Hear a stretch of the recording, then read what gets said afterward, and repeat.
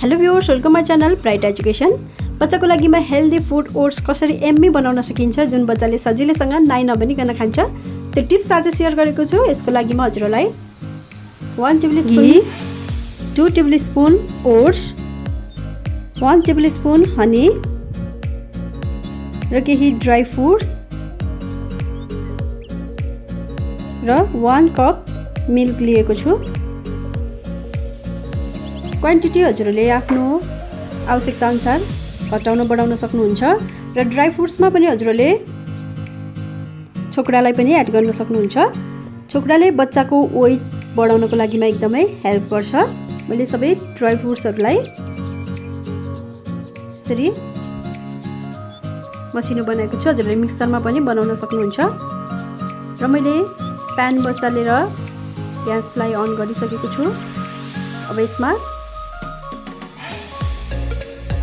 Oats राखेर हल्कासँग केही समय यसलाई राम्रोसँग भुट्नुपर्छ। 1 to 2 मिनट्स को टाइम लगाएर यसलाई ग्यासको हिटलाई मिडियम राखेर राम्रोसँग भुट्नुपर्छ।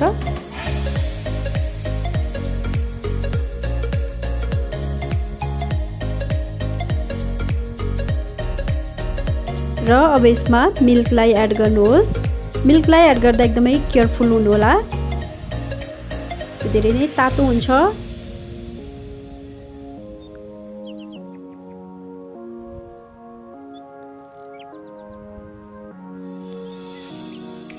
र ग्यासको हिटलाई मिडियम नै राखेर यसलाई केही समय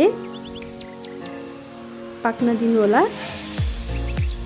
ओट्स नरम हुने जेलसम्म ओट्सलाई पकाउनु पर्छ।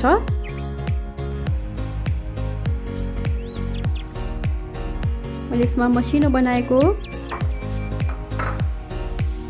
ड्राई फ्रुट्सहरूलाई पनि राखेँ र अब हल्का केही समय यसलाई 2 to 3 मिनट्स यसलाई मिडियम अथवा लो हिटमा राम्रोसँग पकाउनु होला।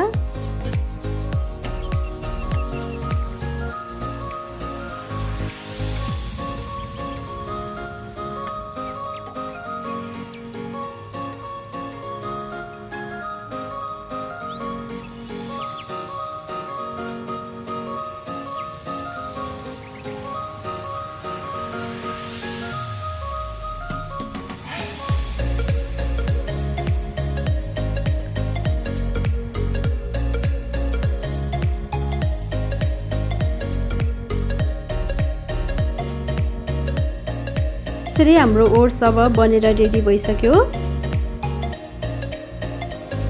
मैले ग्यासको हिटलाई पनि अफ गरिसकेँ। ओट्सलाई मैले एउटा बाउलमा निकालेको छु यसरी।